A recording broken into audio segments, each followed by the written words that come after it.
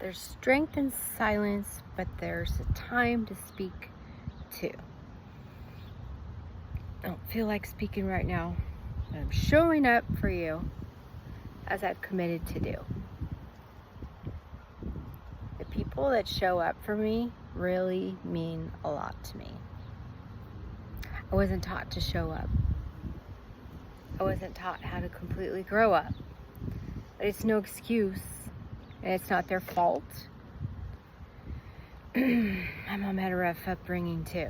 This video is not for my family, not for my husband. I always say that so that they can relax. I often rock the boat with what I say, but it's for the masses today, not them. And what's on my heart is the message about silence. Silence is the best part. I get quiet every morning, every day, and meditate and pray. And since I've done that a few years ago, consistently, it's elevated my joy inside. Although I got sober not over 19 years ago, November 25th, 2004, is the last time I had a drink.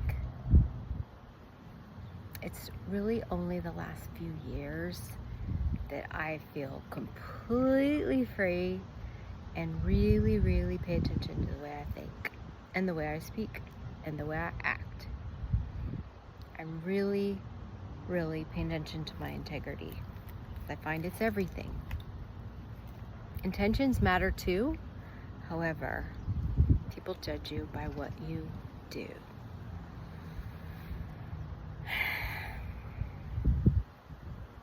Really tired, at a loss today.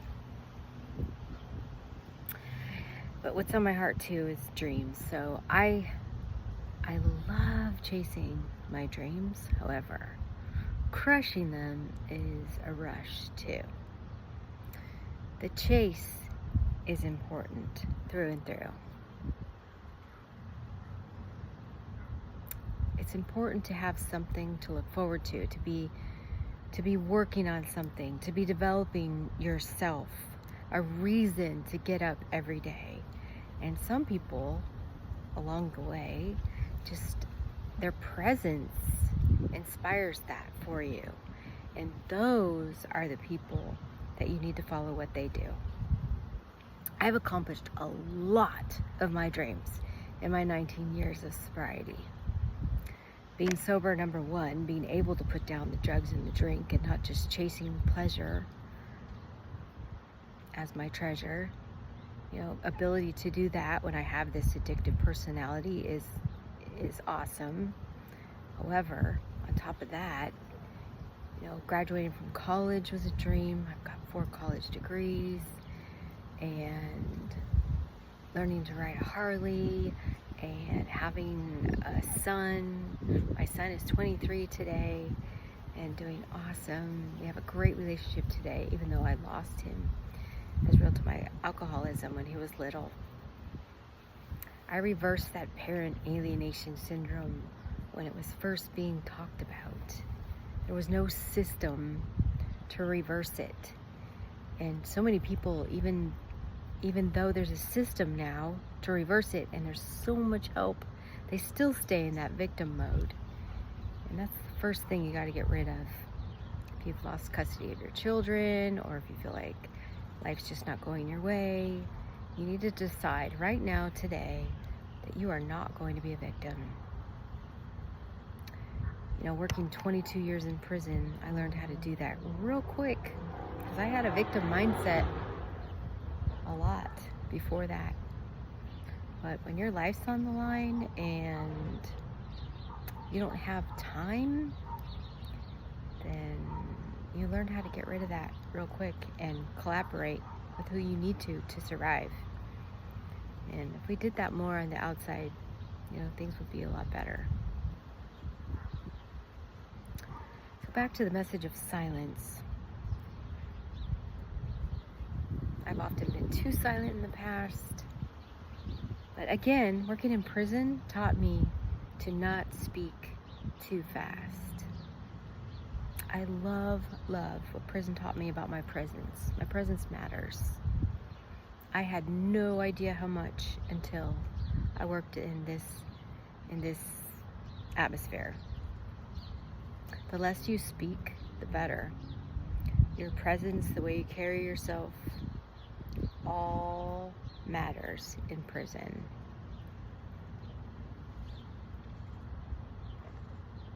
So it's not how much you say. It's about the timing and the choosing of the words you say. And I'm not the best speaker. Never taken a class or a course or anything like that. I never wanted to be. I hate speaking. I hated getting on camera. Now I love it because so many people have inspired me. I want to give that gift away too. Not even that I want to, it's that I'm indebted to, that I have a duty to. I wanted to quit. I wanted to quit showing up. I couldn't even quit. I just couldn't do it. I don't think I'm gonna be able to quit until the day God takes me home. Last year, I wanted to quit so bad. You know, I gave up my career, got off the hamster wheel, because I just didn't see any other way off but yet to jump. And so I did, jumped head first into what seemed like a bad decision to everyone else, because my finances plummeted, my marriage suffered, my relationships suffered, but I got tougher out of it. And everything that was in my way, maybe not everything, nothing's completely gone, but a lot of things that were in my way were removed immediately, because I no longer worried about what other people say. I listened to my heart on the inside and let God be my guide. And now, from the moment I get up, I give my entire life to this process of following my dream to deliver a message to millions. I know that God meant for me to help millions, but I'm like, how? How am I supposed to do that? I'm one person. And then I discovered the magic of YouTube and Instagram, where most people talk bad about it and see it as a bad thing. Yes, people abuse it left and right. But man, for those of us that are dying inside and in so much play, that sometimes that's all we have is Instagram, Facebook, or YouTube for someone with an answer, like the guiding light that's not in our room or our home or in the situation that we're going through. So it's actually a great thing to use social media too. The answers are not often in your immediate circle.